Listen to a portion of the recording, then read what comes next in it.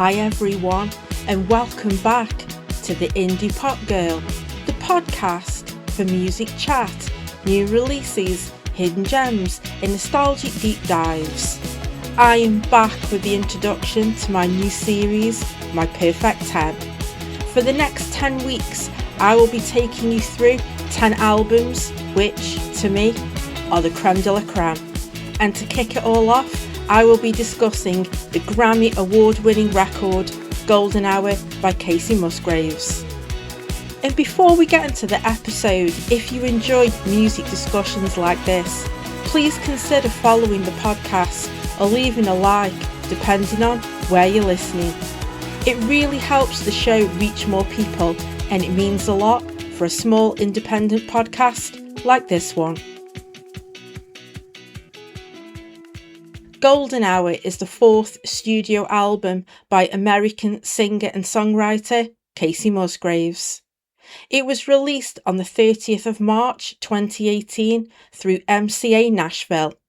She co-produced the album alongside Daniel Tashian and Ian Fitchuk and is the follow-up to her 2015 release Pageant Material. Podcast regular Sean Everett is credited on mixing duties, and I will always find the time to give this man a mention because he is a studio genius. The photography and artwork were created by Kacey's sister, Kelly Christine Sutton, and it was done over a 2-day photo shoot in Golden, Texas.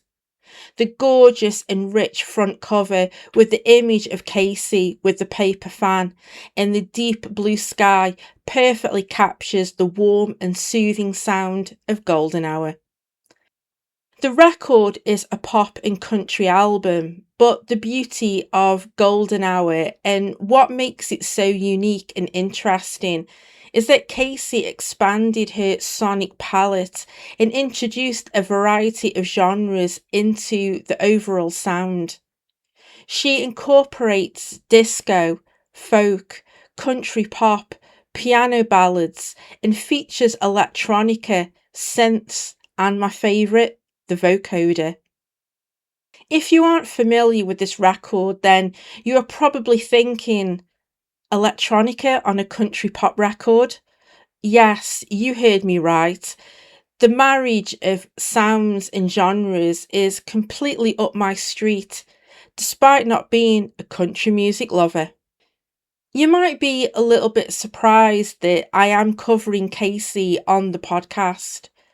I've already covered her recent release from this year, Middle of Nowhere, and in that episode I explained that I became a fan of Kacey during the pandemic, and that is the period when I discovered her Golden Hour record. I have to give credit again to one of my favourite YouTubers, Mike the Snare. It was through binge watching his videos that I stumbled across Golden Hour and his top 10 albums of the 2010s and top 10 albums of 2018 videos. I have discovered so much music and been exposed to brand new artists through his channel. I really trust and respect his opinion, and his description of Golden Hour really intrigued me. I also went away and did some research about the album, and I remember it winning Album of the Year and Best Country Album at the Grammy Awards in 2019. I have a bit of a track record with anything Mike the Snare recommends, and decided to sit down with Golden Hour and to experience the album for myself. And I am so glad that I did because, oh my God. I will of course go into more detail during the track descriptions, but Golden Hour is one of those moments in albums for me when it was instant. It felt like it arrived at the right time in my life. It was the record that I personally needed, and over time it has just grown and grown, and now I regard it as one of my favourite albums of all time. The My Perfect 10 series will run over the course of 10 weeks, and it will feature 10 records from my record collection, which have had a significant impact on me personally. That could be with widening my own personal music taste and style, or records that had huge cultural impact. Just bear in mind that I have already covered so many records that could have easily slotted into this series. But with my Perfect 10, I've picked records which are all different from each other, some old and some are new. And before I continue, I really hope you enjoy the series and that you will check out these albums if you aren't already familiar.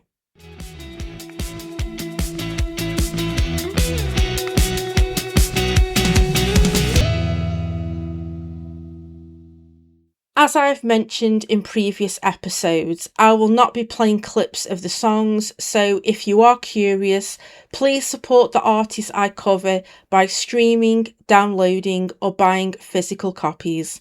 Thank you. Track 1, Slow Burn. Now, this is how you open up an album. Slow Burn is simply one of my favourite songs of all time. I love everything about it.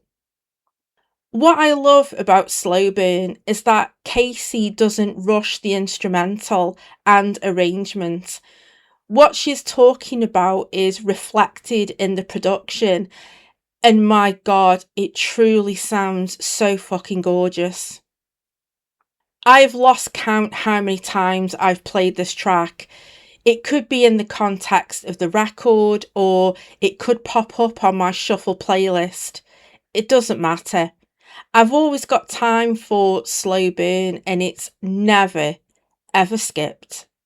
There is a relaxed warmth about it, and Kacey's soothing vocals just complement everything that is going on.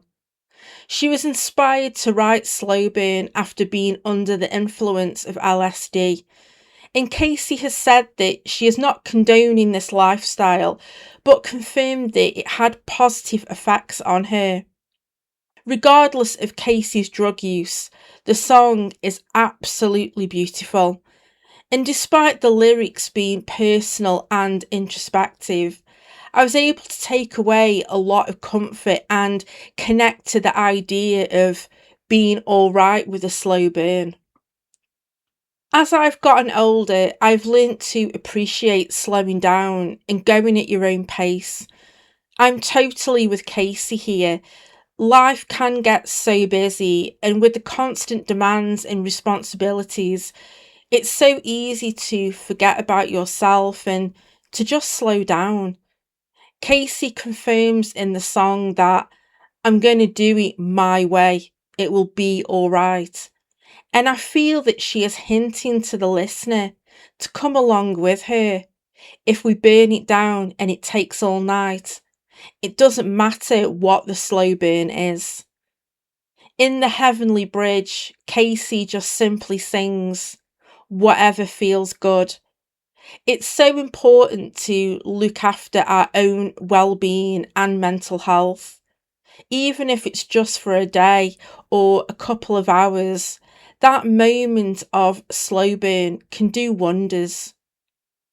Very recently, we went away to Abu Dhabi in Wales, and the beach is absolutely glorious. It's my favourite place in the entire world, and I can't describe how that beach and sea makes me feel. When I listen to Slow Burn, I picture myself back there, standing on the beach in that peaceful, calm, and soothing atmosphere, watching the sun go down. And it's even better when you are listening to your favourite music at the same time. It truly is something simple, but so incredibly healing at the same time. Just like this song. Track 2, Lonely Weekend. One of the reasons why this record connected with me in the way that it did is down to its relatability.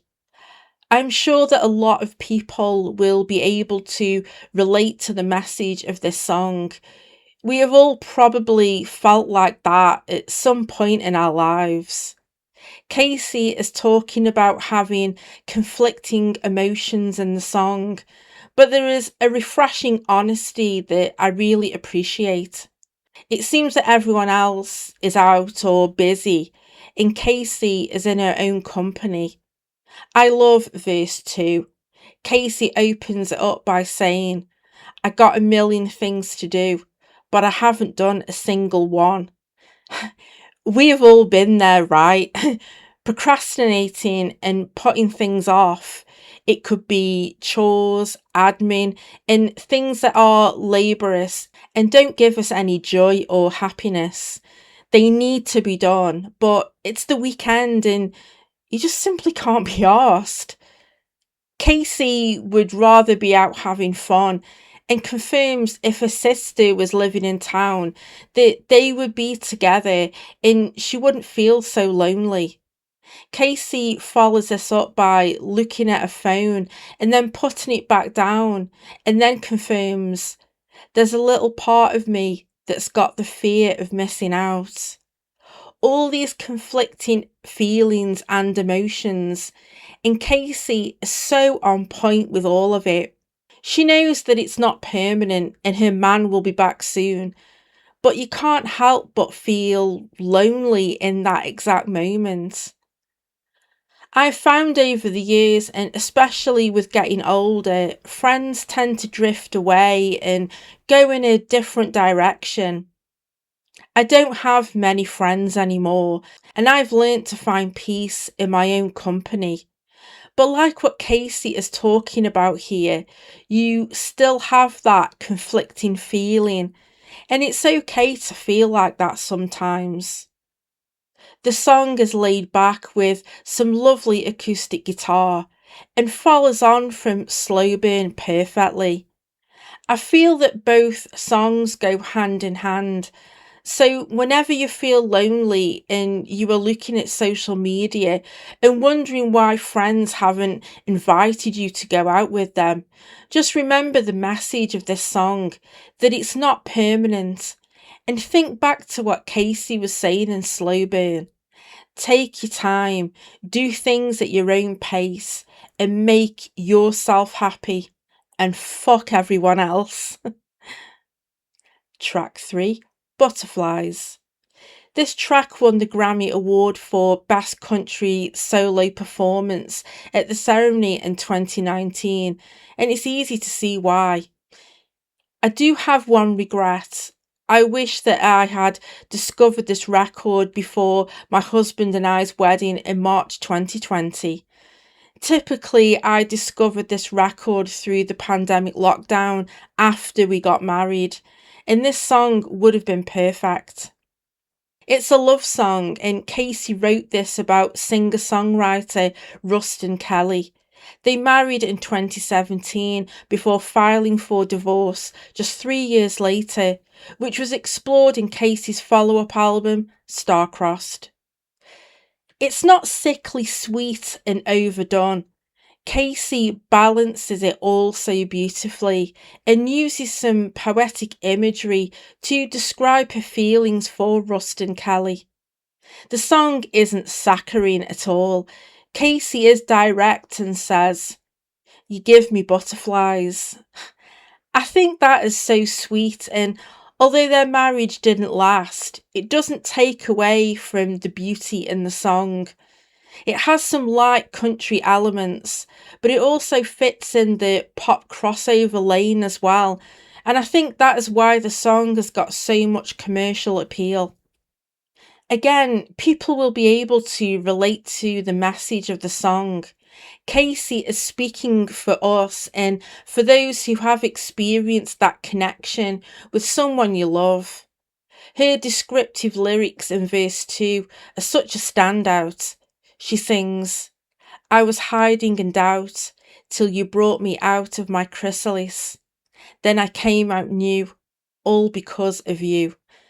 Now, I had to look up the process of a chrysalis, and it is the hard, protective pupal stage that a butterfly forms when transitioning from a caterpillar into an adult insect. This is stunning songwriting. Kacey is using the butterfly metaphor to tell us that Rustin helped Kacey to overcome any pain and trauma from past relationships and to transition into the new relationship, free from that with confidence and strength. It's like feeling reborn, and I guess that is how I felt when I met my husband. I felt like I was just going through the motions, thinking I was happy. I just came out of a 5 year relationship and I wasn't looking for anyone new. I was done. And like Casey says in the song, he just came out of the blue. And yes, he gave me butterflies. And I still feel the same way nearly 20 years later of being together. Track 4. Oh, what a world. I remember my first experience with this record, and I was thinking, it's just getting better and better, and surely it's going to drop off at some point. And for me, it just doesn't. And then she delivers this. The vocoder in the intro blew my fucking mind. I really wasn't expecting it to land like that. Having something that belongs in a Daft Punk project really doesn't go with country pop. But Casey is like, fuck it, I'm going to make it my way. She told NPR that it was the first song that was written for the album and wanted to incorporate country instruments like pedal steel and banjo with electronica. And that is what makes Golden Hour so unique.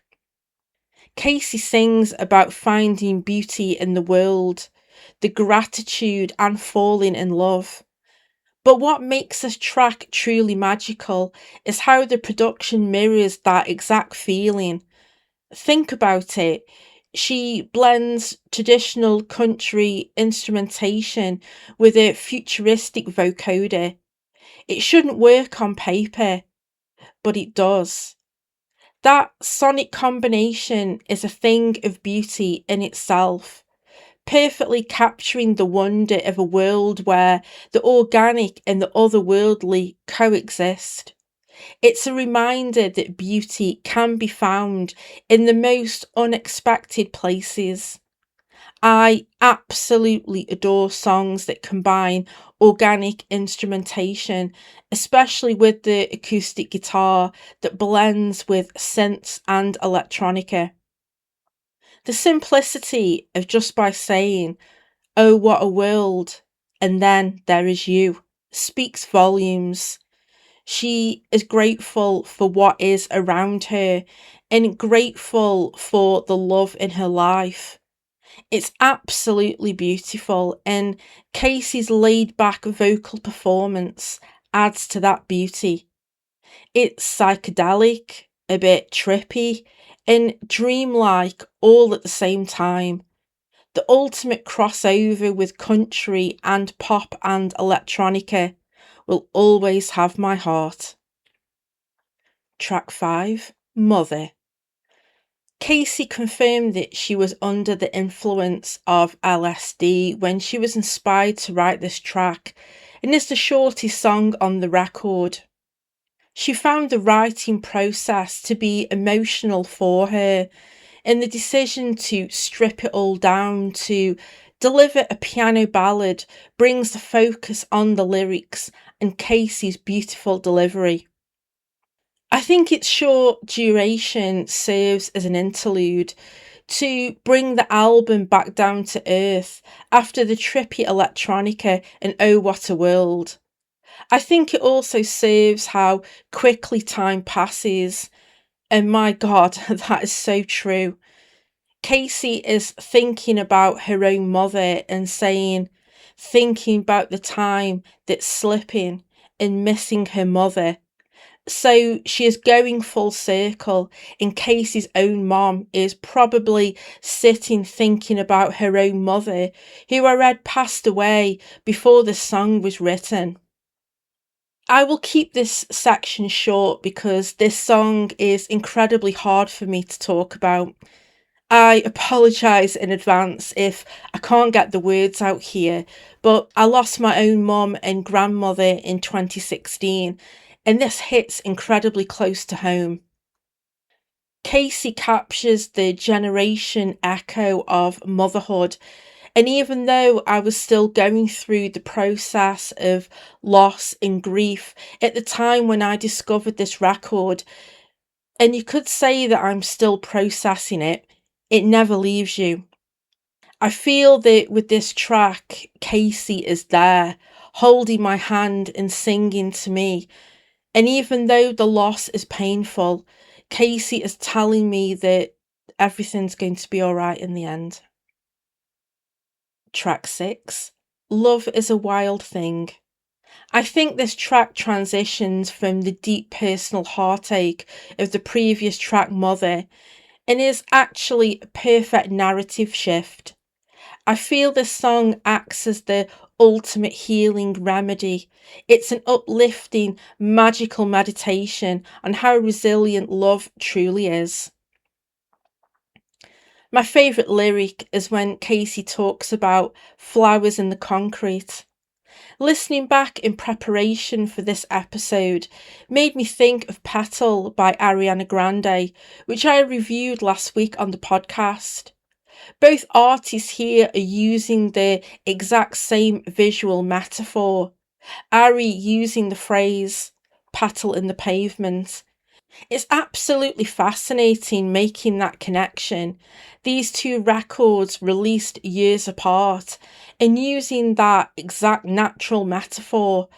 I just love when the pop universe links up like that. What is brilliant is how Kacey uses nature to decode love.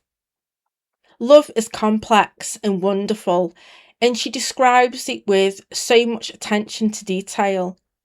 Love is a force of nature.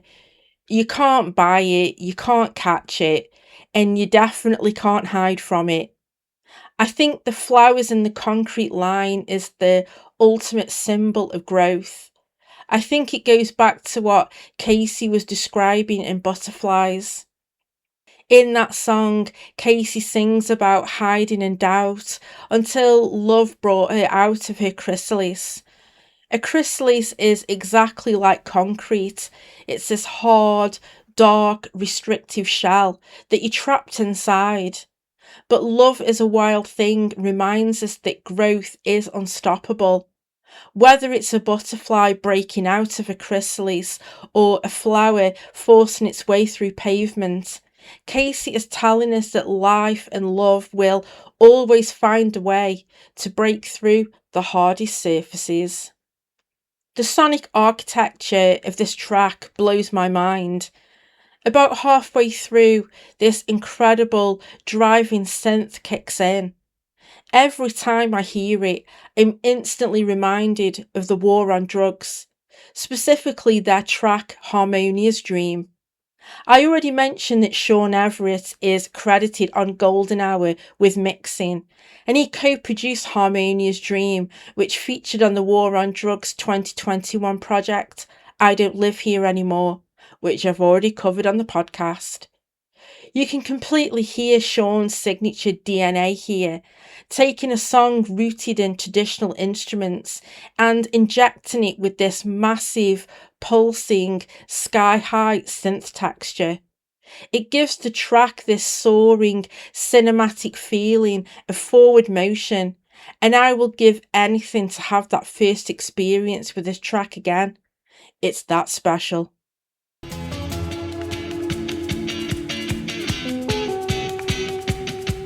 If you're listening right now and enjoying this is your cue to hit like before you forget. I really do appreciate all of the support. Thank you.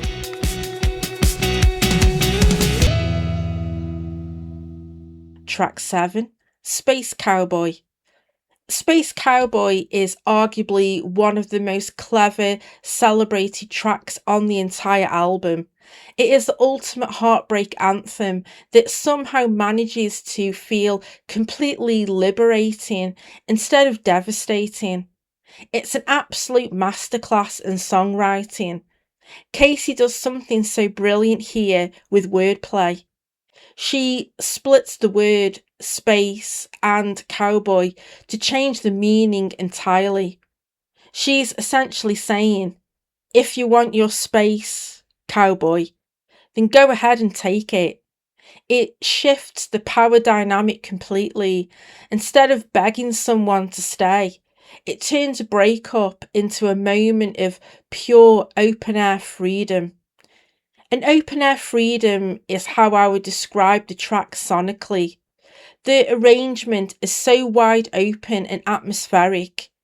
It feels like there is literal space, especially in the instrumental break when the guitar solo comes in.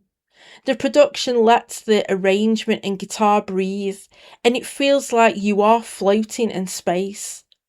It's lush with some lovely texture and Kacey's voice, but I think it's got some melancholic undertones running through it. I love the lines in the chorus. Sunsets fade and love does too. We had our day in the sun. I love how Kacey is using this vivid imagery to describe the faded relationship. She's showing gratitude and acknowledging that the relationship was wonderful. It shows growth and maturity, but it's also bittersweet by letting her cowboy ride off into the sunset alone. Track 8, Happy and Sad.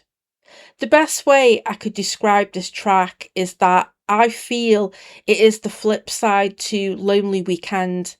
Lonely Weekend talked about the FOMO when you are completely alone, and here Kacey flips that narrative by having those conflicting feelings and emotions when you are out, when you should be having the time of your life. Kacey wants to be happy and to fully let go and to enjoy herself, but the anxiety is creeping in. I think we've all been there, right? Maybe it's a party or function where you don't know many people and it can feel overwhelming, and the comfortable thing is to just stay home in your own company. Again, circling back to Lonely Weekend. I love what Kacey is talking about in verse 2. She sings, so is there a way to stop all this thinking? Just keep on drinking. 'Cause I don't want to wake up where they're turning the lights on and it turns out the joke's on me. That's so fucking relatable. It's easy to just keep on drinking in the hope that it will start to make you feel more relaxed. But at the same time, there is the danger that you end up doing something or saying something embarrassing, and then at the end of the night, you are the joke and everyone is laughing at you. She also thinks in that moment of happiness or perfection that everything will just turn to shit at some point. Kacey describes it so beautifully, because I know that rain is coming my way. That is how I think a lot of the time when things are going great. You're just waiting for the storm to happen. This track is definitely the overthinker's anthem, and I guarantee it will resonate with listeners who have been in these situations. The track is carried by some lovely instrumentation and especially the reverb on Kacey's vocals. It's mellow and relaxed and remains cohesive with the rest of the track list. I just relate and appreciate the notion of having the best night ever, looking at a perfect sunset and thinking, wow, this is amazing, but it's going to be dark soon. And Kacey captures that feeling beautifully. Track 9, Velvet Elvis. As soon as this track starts, you know that it sounds sonically different from the others in the track list. It's like a little burst of sunshine in the second half of the record, and it's meant to serve as some carefree pop fun, and I'm here for it. I've seen that Velvet Elvis can be people's least favourite track from the record, which to me is wild because it's such a fun song. I know that Golden Hour is famous for the ethereal, glowing, psychedelic space cowboy atmosphere, and this track pulls away from that, but I think it's a lovely palate cleanser.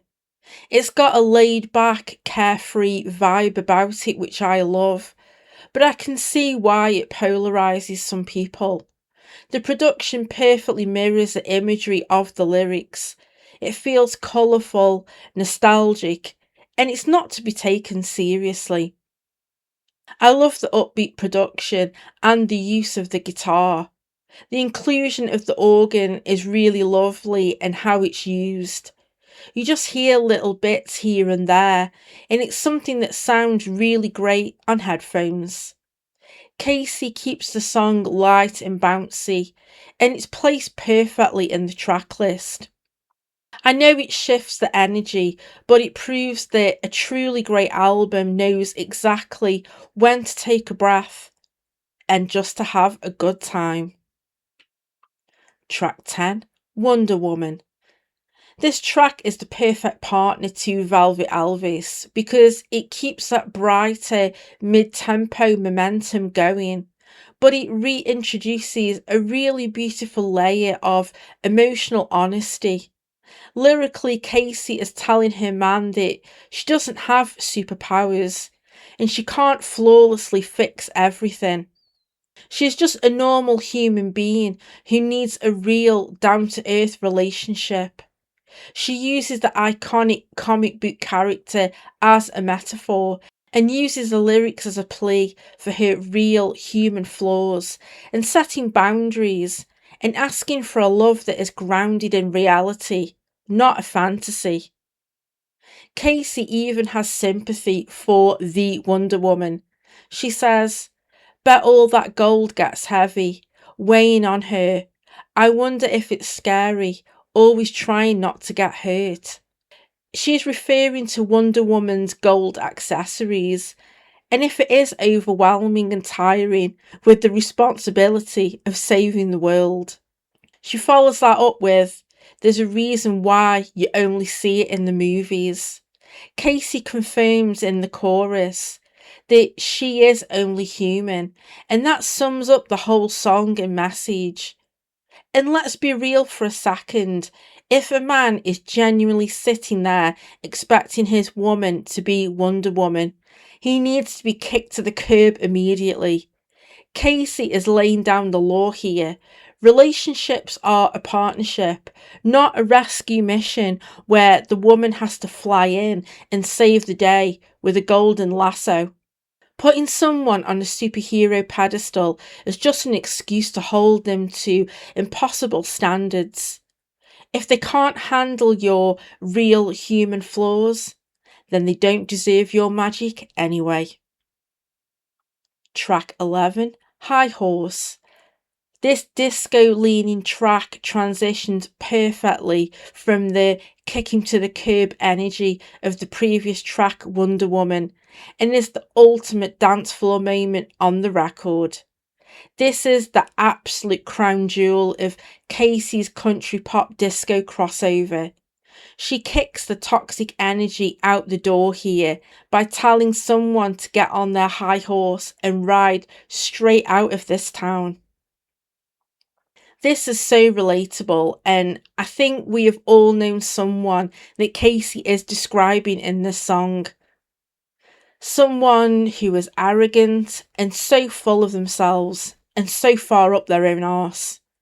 Even hearing them talk is annoying, and you just feel like saying, "Why don't you just shut the fuck up?" You could be listening to this podcast and thinking the exact thing about me. I mean, I hope not, but you know what I mean. I would assume that the country purists were not happy about this song, and for Kacey going in a disco direction. but the pop production with the light country elements is what makes the track work in the way that it does. The bass line is so incredibly funky. The acoustic guitar strums along with some sassy attitude. And let's not forget the shimmering synths inside the production. The lyricism is sharp and witty, but the real star is that infectious, funky disco groove. I remember when I experienced this album for the first time, I was pleasantly surprised to gain a disco track in a country pop record. I applaud Kacey for taking risks, to widen her sonic palette and to give the listener variety. She sprinkles so much magic and flavour into Golden Hour, and the tracks get better with repeated listens.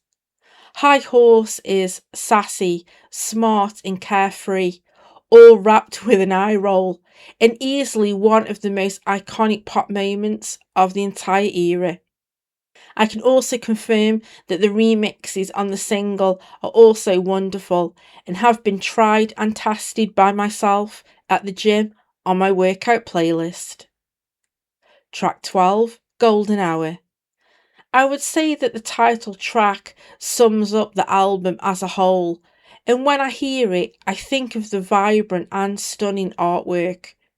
Kacey was inspired to write this song when she was planning her wedding to Rustin Kelly, and the lyrics are a love letter to him, which are probably a little bit bittersweet now they are divorced, but it doesn't take away from the sheer beauty of the song.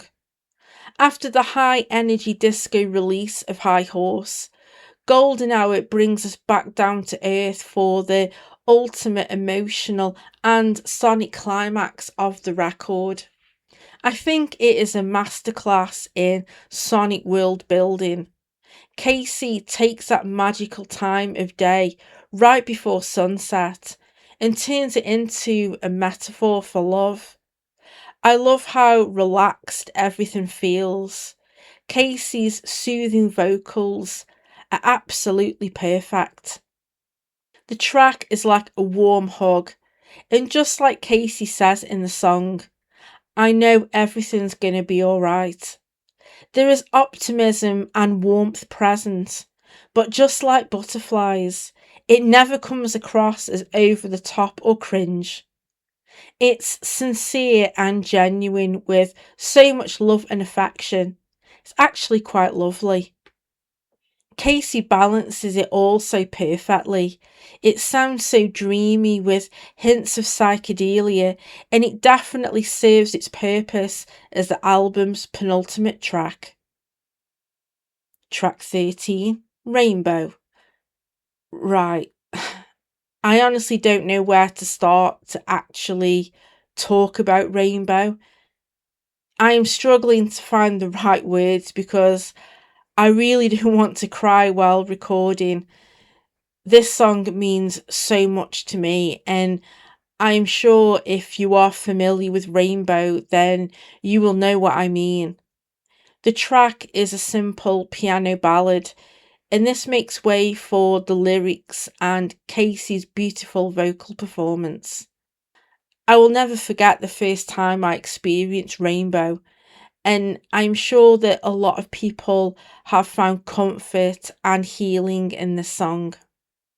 Kacey explained that the song took shape as an encouraging note to herself, and it then transformed into a message of hope for anyone in times of trouble or need. She also confirmed that Rainbow was her grandmother's favourite song, and when she passed, it was played at her funeral. The song has also become an anthem for the LGBTQ community. Kacey has taken that community under her wing and has confirmed that she will always be an ally and supporter for them. The minimal production forces you to sit with Kacey's voice and words and grounds the album back into something deeply human, intimate, and real. She leaves us with a message of pure hope, and it's an incredibly healing note to end on. Kacey is truly a beautiful soul, Anyone who writes something so vulnerable like this proves that she has a big heart. It feels like Kacey is with you. She is there singing to you, and it's so intimate and personal. If you are listening and going through a tough time right now, please give this album a listen because it changed my life. Golden Hour and this track especially are like my therapy. It's like that cozy comfort blanket in the middle of winter. It changed my perception of what country music could sound like. I've lost count how many times I've listened to this record. Kacey has become one of my all-time favourite artists, and I will love and cherish Golden Hour and how much it means to me for the rest of my life.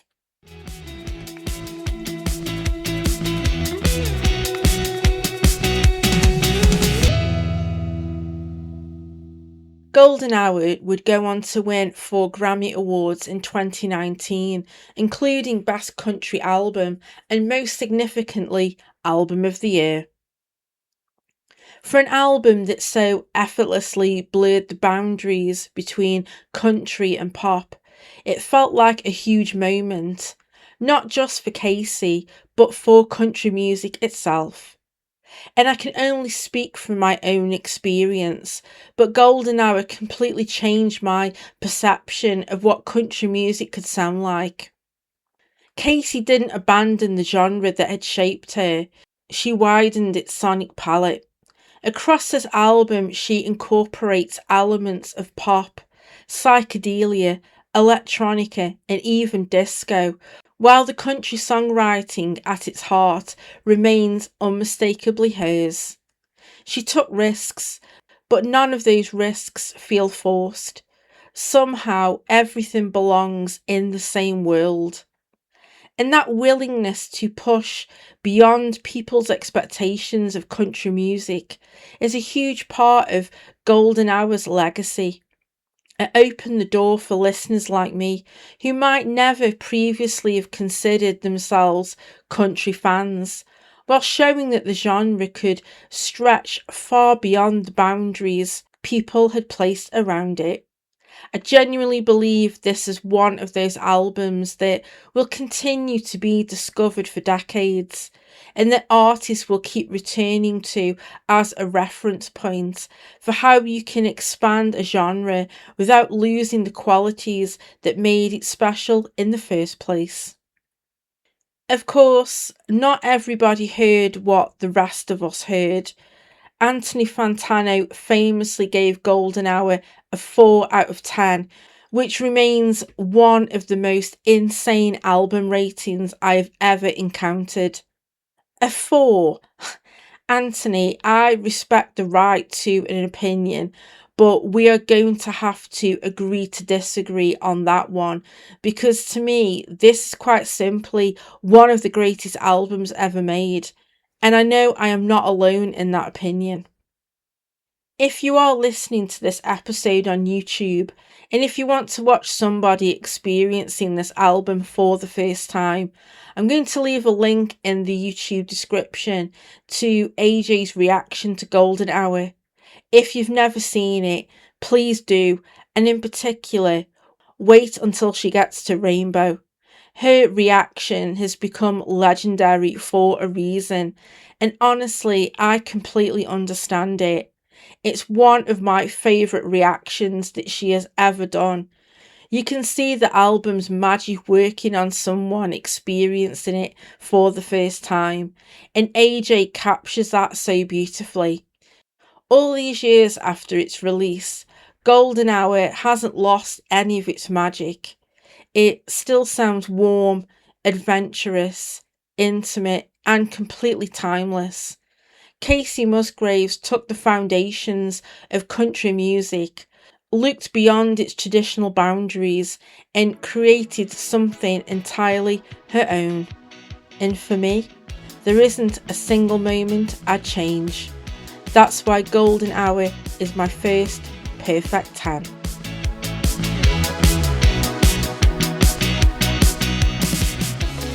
Thank you so much for tuning into this episode. If you've enjoyed it, I'd really appreciate it if you could follow, like or share, as it helps other music lovers discover my podcast. If you're listening on YouTube, don't forget to like this episode and subscribe to the Indie Pop Girl podcast.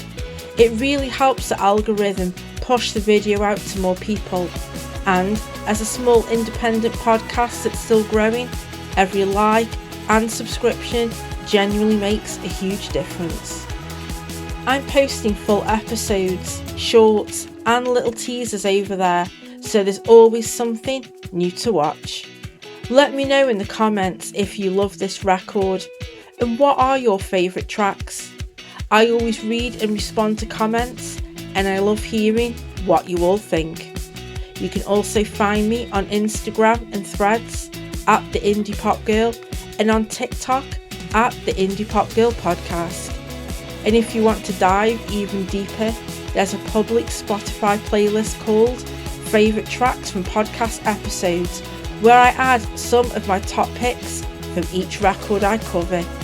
It's updated as new episodes drop, so you might just find your next obsession. I'll be back next week with another instalment of the My Perfect 10 series. Next up is a record which I discovered during the pandemic, and it's from an artist who has released a project earlier on this year, which I've reviewed on the podcast.